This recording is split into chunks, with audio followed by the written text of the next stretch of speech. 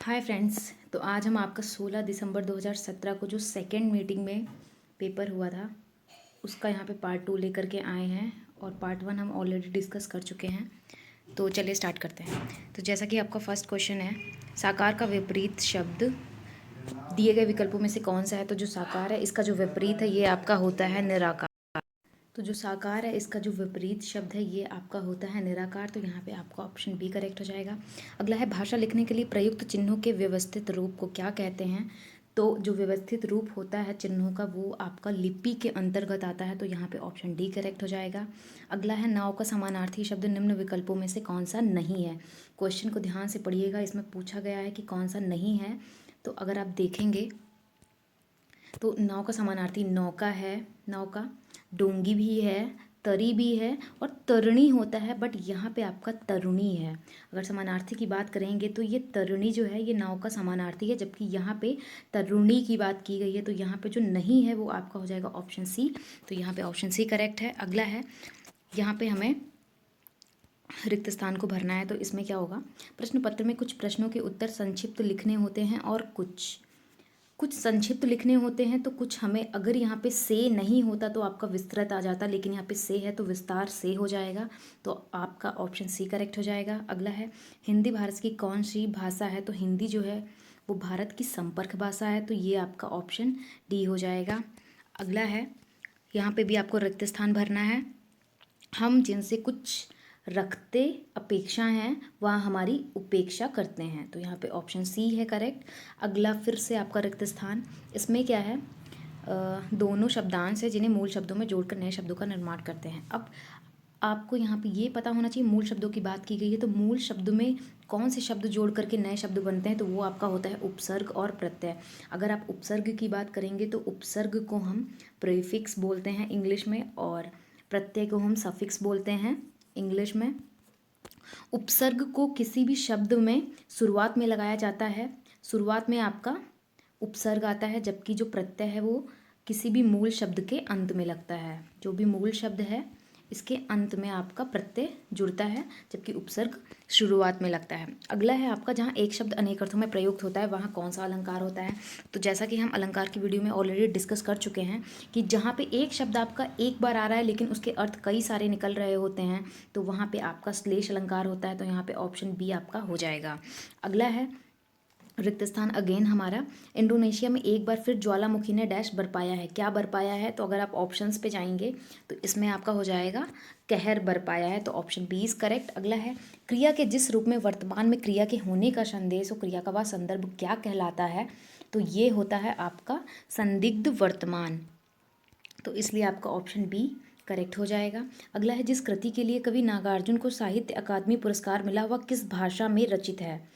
तो जो कृति थी जिसमें नागार्जुन को साहित्य अकादमी मिला था वो थी उनकी मैथिली भाषा में।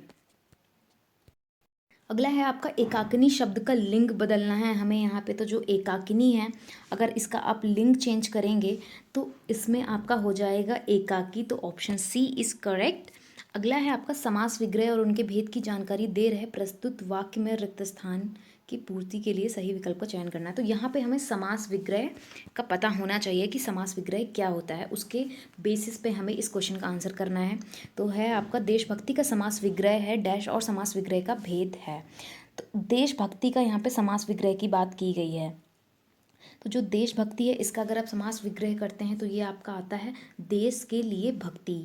ये है देशभक्ति का समास विग्रह और ये समास विग्रह का संप्रदान तत्पुरुष भेद में आता है। तो यहाँ पे आपका ऑप्शन डी करेक्ट हो जाएगा। अगला है, पद्यावत महाकाव्य कौन सी भाषा में लिखा है। तो ये जो है ये आपका है अवधी भाषा में। तो ऑप्शन सी करेक्ट हो जाएगा। अगला है, पंक्ति शब्द का वचन बदलकर लिखिए। तो पंक्ति का अगर आप बहुवचन बनाएंगे तो ये आपका होता है पंक्तियाँ। तो पंक्तियाँ, अगर यहाँ पे पंक्तियों हैं तो ये आपका ऑप्शन नहीं होगा। पंक्तियाँ यहाँ पे व्याकरण की दृष्टि से गलत है तो ये भी नहीं होगा। पंक्ति आ नहीं होता है ये भी गलत है, पंक्तियाँ होता है तो ये आपका ऑप्शन बी करेक्ट हो जाएगा। अगला है, जबरदस्ती चिपका हुआ इसके अर्थ को दर्शाता सही मुहावरा दिए गए विकल्पों में से कौन सा है। ज़बरदस्ती चिपका हुआ। तो अगर आप इसका अर्थ निकालेंगे तो इसका जो अर्थ होता है वो होता है आपका गले पड़ना। तो ये हो जाएगा आपका ऑप्शन डी। अगला है हमारा, वह तुम और हम बाज़ार जाएंगे वाक्य को हमें शुद्ध करके लिखना है। तो अगर इसे आप सही से देखेंगे तो ये आपका हो जाएगा हम तुम और वह। हम तुम और वह, तो ये आपका है आप ऑप्शन सी में, तो ये आपका करेक्ट हो जाएगा। अगला है, यह देखिए अरविंद से शिशु वृंद कैसे सो रहे, प्रस्तुत वाक्य में कौन सा अलंकार है। तो यहाँ पे अगर अलंकार की बात की जाएगी तो ये है आपका लुप्तोपमा अलंकार। तो ये है आपका ऑप्शन बी। तो ये जो आपका लुप्तोपमा अलंकार होता है ये आपका उपमा अलंकार का एक भेद होता है। और इस लुप्तोपमा अलंकार में क्या होता है, इसमें उपमेय उपमान साधारण धर्म या वाचक शब्द में से किसी एक या अनेक अंगों के लुप्त होने पर जो आपका अलंकार बचता है वो आपका लुप्तोपमा अलंकार होता है, मतलब लुप्त हो जाना। ठीक है, तो ये आपका ऑप्शन बी करेक्ट हो जाएगा। अगला है आपका, मैं आप पर श्रद्धा करती हूँ, प्रस्तुत वाक्य में त्रुटि है जिसका शुद्ध रूप कोई एक विकल्प में से है, वह विकल्प कौन सा है।